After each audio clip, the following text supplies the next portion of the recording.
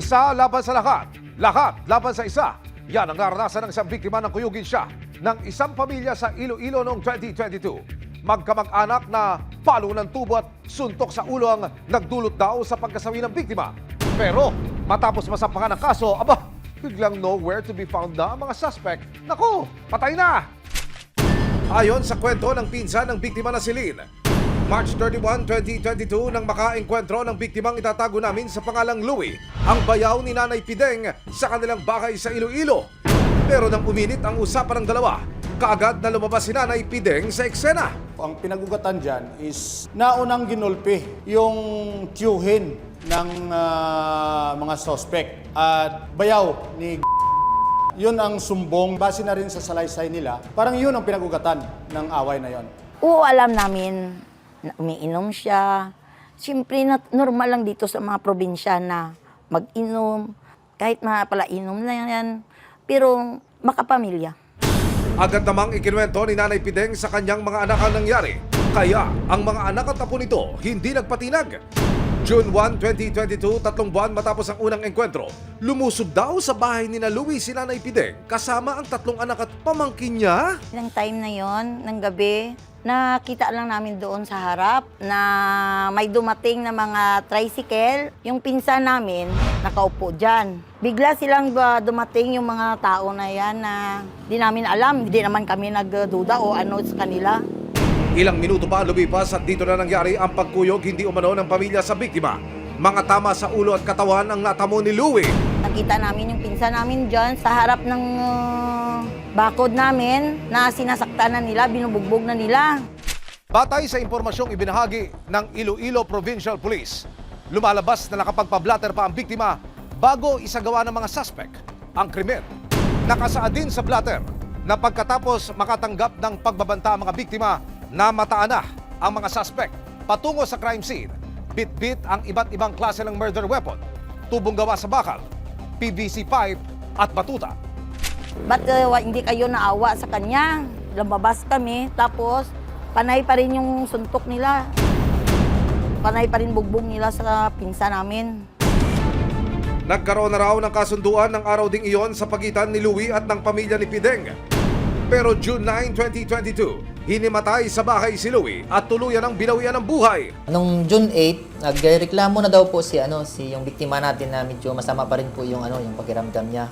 Kaya binalik po siya doon dito sa hospital. Then kinaumagahan ng June 9 na, mga 8:25 in the morning po, bali namatay po yung ating biktima.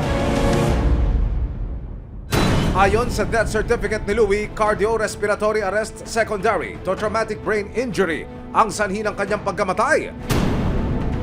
Dito na nagsampa ng kaso ang pamilya ng biktima. June 16, 2023, ibinaba ang warrant of arrest laban kina Pideng at sa mga anak niyang sina alias Ingo, alias Pato, alias Amek at ang pamangkin na si alias JP. Pero hindi naging madali ang paghahanap sa pamilya. Dahil tumagal na mahigit 4 na buwan ang paghahanap ng mga pulis sa kanilang Nanay Pideng, napabilang siya at kanyang mga anak sa most wanted list ng Criminal Investigation and Detection Group o DSOU. Itong si number 4 ng municipal level ng Lambunaw MPS. Sa 5 target, 4 na yung identify natin. Then nag-set kami ng date na pwede na namin i-operate ito. Sir, ano possibility na tayo yung mag-positive? Malaki ang possibility. Ano ko yun? Lahat sila dyan ho tumira. Oo, dito lahat sila. Makalat-kalat lang ho, no? Kailangan kukunin simultaneously yan dahil magkakalapit lang sila eh. Pag bagal, makakawala yung iba dyan nagsusumpong. Di nagtagal, isang tip ang nakuha ng mga operatiba na nagtatago raw ang pamilya sa Cavite. Kasama ang resibo, masusing minanmanan ang mga suspect. Ang isa sa mga suspect, nagtatrabaho raw bilang security guard sa isang subdivision, kaya ito ang unang stop ng mga operatiba. Ang tinatanong namin kung saan yung may security guard na naka-uniforme na nag-duty. Oo. Sabi nila dyan sa main, ngayon may nabanggit sila. Pag in-approach natin yung hindi natin alam kung Bibigay niya o hindi. Pero mukhang maingat si Kuya. Hanggang ang pinsan ng magkakapatid, napansin ang isang pamilyar na lugar. Katulad daw ito sa background ni alias JB sa kanyang mga TikTok video. parang siya nga yata. Ayun yun yung background na yun, yung ano nila. Eh, gusto lang natin matrace yung dalawa pa. Sa ikalawang araw ng pagmamanman, isa-isa nang naglitawan ang iba pang mga wanted. Ay, oo, sir, ito. Mga 60. Paharapin mo lang sa ano. Marap ka lang. Mga 60 plus yun. Lola na eh, lola. Ayun, nakagrado ng salamin eh. Nakita na rin ng mga operatiba si Nanay Pideng nang makumpirma ang mga lokasyon ng 5 suspect. Agad ikinasal ng CIDG DSOU ang pag-aresto sa pamilya. Kasama ang resibo, nagpunta ulit ang CIDG DSOU sa Cavite. Target house natin, ito, Yung main. at ito. No escape na mga kuya!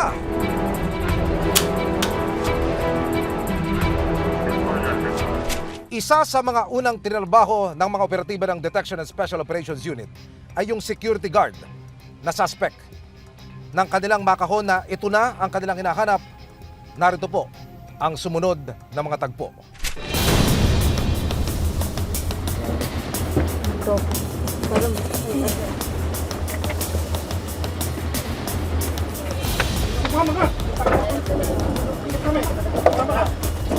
Tumama ka, huli kami.